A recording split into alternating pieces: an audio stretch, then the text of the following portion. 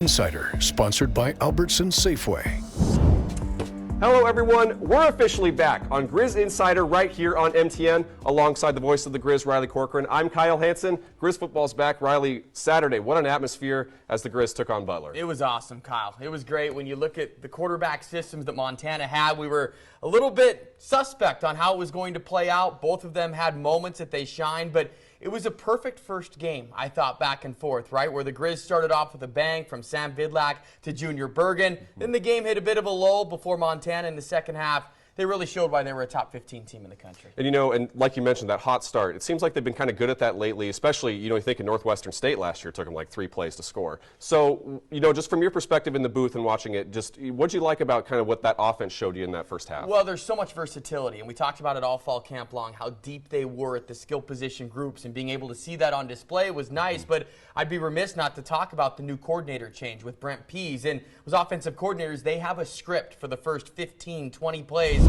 and it was evident, right, that was part of the script of how they wanted to map out the first couple of plays, and it worked to perfection. It was nice to get Sam Vidlak in routine, and then Junior Bergen. I think a big staple of last year, or really when the Grizz had success, was Junior Bergen was touching the football. He only had 17 catches all of last year, so you could tell it was a point of emphasis right away to get him the ball, and I think 25,000 people agreed. It was impressive, right? Yeah. Well, and another thing, too, that we kind of noticed was last year the running back room was kind of rotating a little bit, right? Out of the gates, you come out with Eli Gilman. The freshman obviously seemed ready last year at points, but it seems like he was just ready to take all of the workload and obviously help Xavier Harris a little bit, who has had some injury issues in the past, and he's been able to kind of fill that role as kind of like a nice backup. So, just seeing those running backs, that, like you mentioned, Brent Pease, his fingerprints all over it. It was great to see, and I think a lot of people, they were surprised when Eli Gilman was going to be the starter because you have all the mainstays, and I would be remiss not to talk again about Isaiah Childs. He had 99 yards in the playoff game against North Dakota State. Nick Osmo, who had that great run in November. So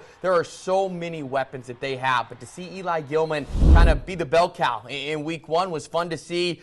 His parents were there. They were all over the place on the field. I think his mom was going back and forth, and it just created such a great atmosphere. But he plays well beyond his years, and just a small-town gem that the Grizz found, and all of a sudden as a redshirt freshman, you have your first 100-yard game. The future's certainly bright. Absolutely. Well, and ultimately, you kind of touched on it, too. The opener had some things where, like, the Grizz had to weather some adversity, right? Kind of that third quarter, Butler starts to make it a game. All of a sudden, people start looking around a little bit. So how much do you think that helps them to face some adversity now rather than the blowout that it was a year ago? I think it's massive, right? Because the Grizz started off so hot last season, and then when they faced adversity, it was kind of the first time it happened in mid-October when they had that 3-game losing streak.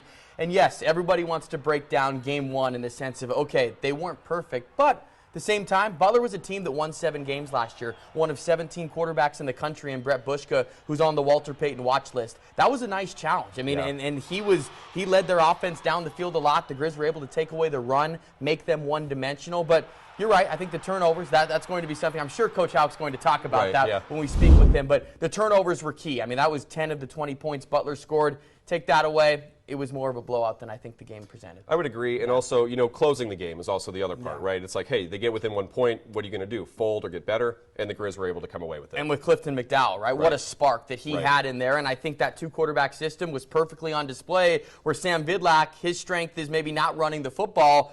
Then when you put Clifton McDowell in, it seemed like the Bulldogs were on their heels. Running holes really opened up. It was just nice to see. It was great to get football back, and I know you'd agree with me. Absolutely fired up to have you here to talk football. Grizz football for the rest of the fall, Riley. This is going to be a great show, and we have a great show coming up for all you folks at home, as we have Riley's going to chat with head coach Bobby Houck coming up, and we also have Riley Wilson, the sophomore linebacker, in studio as well. So don't go anywhere. We'll be right back.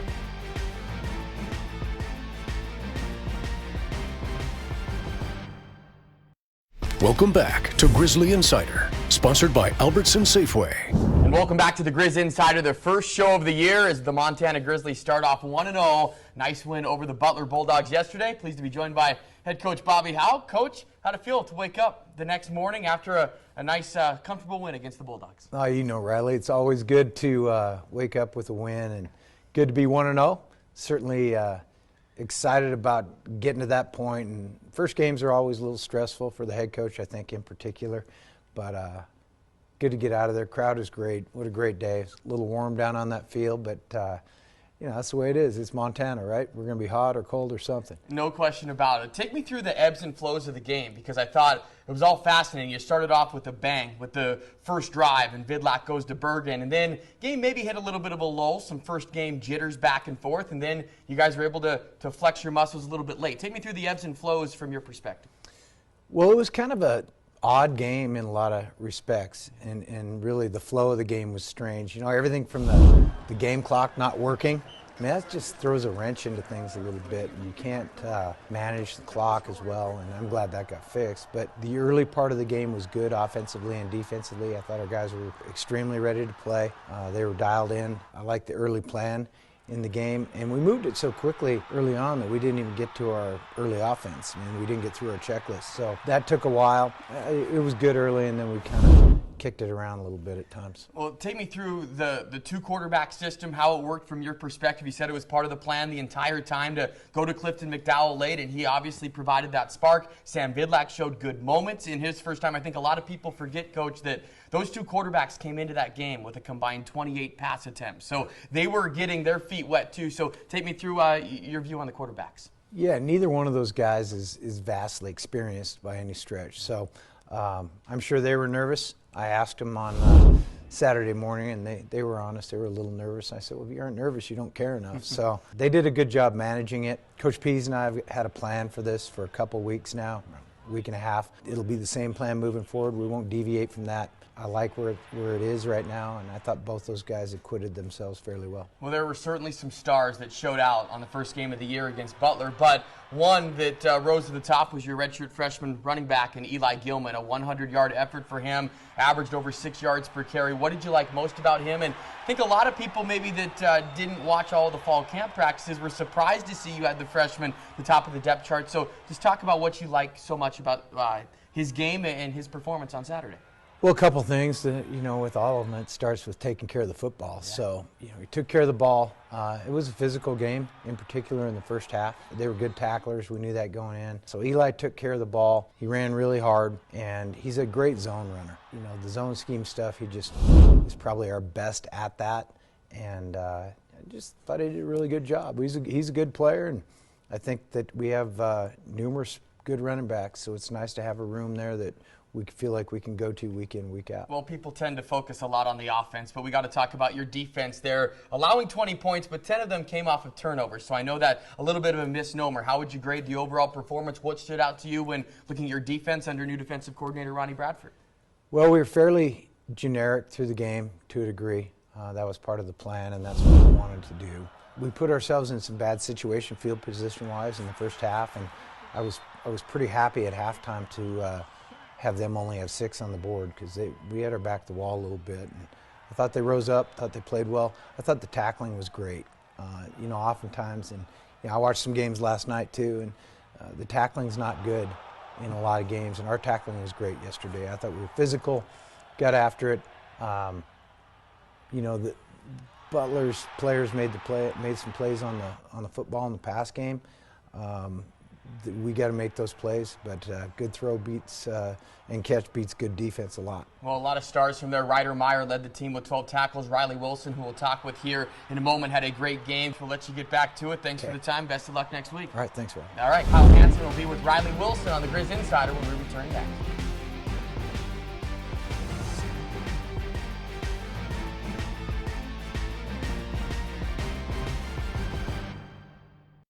Welcome back to Grizzly Insider, sponsored by Albertson Safeway. Welcome back to Grizzly Insider, and I'm excited to be joined by sophomore linebacker Riley Wilson, who just got to experience his first game as a Montana Grizzly. Riley, I got to ask, what was that moment like for you? It was definitely a moment I've always dreamed of. Just playing in front of all those fans was very exciting. I loved every aspect of it. You mentioned you got here in the winter, so you got to see some of the way this program operates leading up to a fall. But game day, walk me through your experiences. Were there nerves going out the tunnel for the first time? Just what was it like for you? First moment as a Grizz, nerves were definitely there. Walking out of the tunnel and just seeing all those fans was something I've never been a part of. So I definitely had some nerves, goosebumps, but it's all part of it. So just responded and I loved it. It was interesting too because you came out ready to play. I mean, that first defensive drive for you guys, the Grizz defense kind of does what they do. You have the tackle for a loss, and I think it's the next play you guys get the fumble recovery. So that first drive, walk me through what was working for you guys, and how are you guys so fired up, ready to go right off the bat? Right off the bat, we just wanted to attack them, get on their toes, show them what we can do. And Coach called that play, and, I just responded, and the moment happened, and we got the ball, and it was just a good moment for us to get some momentum. This Grizz defense has a lot of guys coming back from last year who've seen a lot of success over the last few years. So when you think about like your Nash Fouches, Trajan Cottons, Levi Janicaros, the guys who've seen success, what's it been like kind of working with them and feeding off them and their experience? Those guys have welcomed me with open arms. It's been a blessing just to come here, especially transferring over here. The transfer portal's rough. You never know what you're getting into, but this school and this university and those type of guys, they've just been very supportive and just kind of showing me the ropes.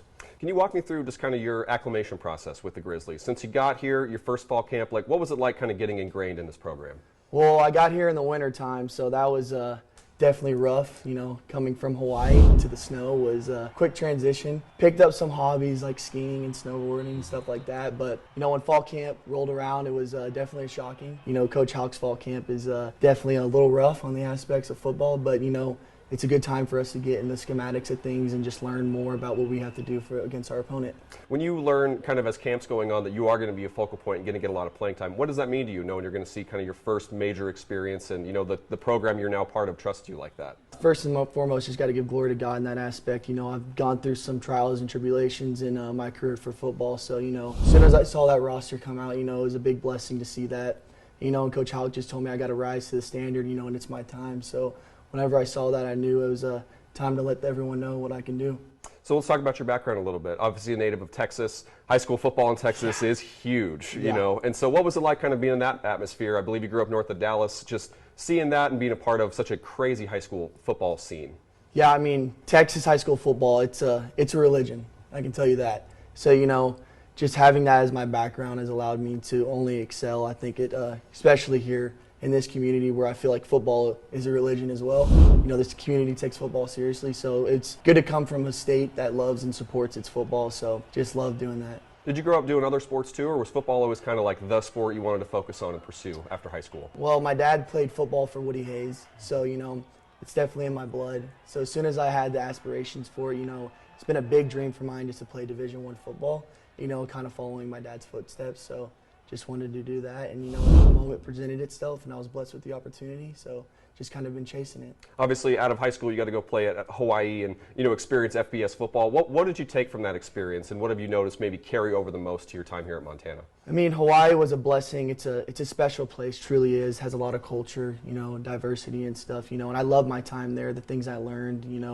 all the cultures that's involved in there. Made a lot of lifetime good friends, and even the coaches there, and I wouldn't take my time for granted there. Even though things didn't work out the way I wanted, it still taught me a lot about how to be patient for the things in life.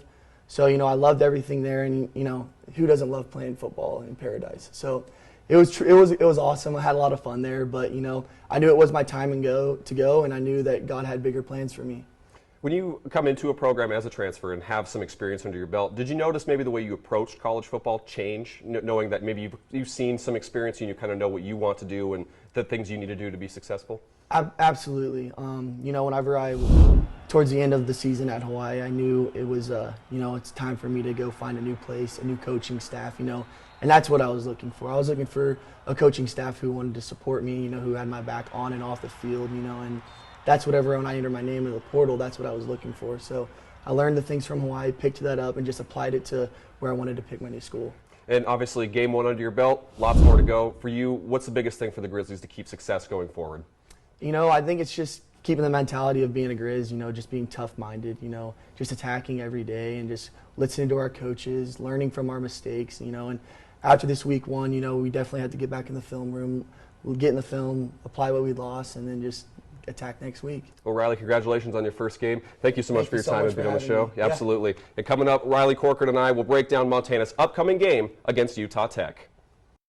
Welcome back to Grizzly Insider, sponsored by Albertson Safeway. Welcome back to the Grizz Insider. Montana starting to set their sights for Utah Tech. The Trailblazers down in St. George. It'll be the first meeting for the Grizz down in St. George. And before Kyle and I talk about it, let's hear what Coach Houck had to say about the upcoming opponent. I watched them in early June, and that's the last I saw of them. I haven't seen a clip of them since early June, so I'm going to have to get back in there and look at my notes and refresh my memory. But, you know, there's certain things that we're going to have to deal with.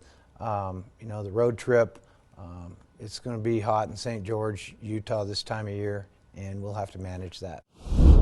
So a bit of an unknown, Kyle. Some of these non-conference games, it always feels that way, right? But there has been some familiar history with these two teams. A couple years ago, I know a lot of people still thinking Utah Tech, that was Dixie State that came into Missoula. Right, yes it was. And you talk about unknowns, this program's kind of unknown, right? Very new to the FCS. A lot of people kind of like them at the FCS because St. George as a community is blowing up in terms of population thanks to its proximity to Las Vegas. But, you know, obviously against the Bobcats on Saturday night, 63-20 beatdown. So that's a blueprint that you can look at. And obviously for the Cats, it's a similar situation with the Grizz, opener at night, things like that. So, you know, at what point is Utah Tech going to maybe turn a corner? But, you know, they maybe look at this Grizz team who had maybe a little bit of a closer call against Butler than expected. They're coming down. They're going to be at St. George for the first time. And so maybe they're looking at, you know, maybe trying to make some noise down there. It's a couple things that come into play. 4-7 a year ago, now in this new United Athletic Conference, formerly the WAC. So in this ever-changing state of college athletics, it's more newness that's out there for us. But you look at it from them, a team that is going to be fired up for this game. They have 5 of their first 6 games on the road. This is their only home game. So they knew that this was going to be kind of the crown jewel of their schedule. We'll see how Montana is able to respond. How about impact players? Who could stand out from you? Great bit with Riley Wilson a little bit earlier on in the show, but who are some of the impact players you think could stand out? Well, he's one of them, and what a blast to finally get to meet him and talk to him. You know, we knew people were high on him coming in, and then watched him at fall camp, and you're like, okay, so he's big and fast. He'll play. But you look at like your Hayden Harrises, you know, who is starting to make a move. You look at Trevin Gradney, who had his first pick in the start. You know, there's some of these kind of new faces who've been around a little bit that you maybe now might start seeing climb the ladder. Ryder Meyer, like you mentioned with Coach Houck, 12 tackles. You know, he's been around for a while. And so I'm looking at some of those guys to maybe take the next step because Utah Tech's kind of that perfect opponent where they're probably going to be looking to get, like you mentioned, get some momentum going at home.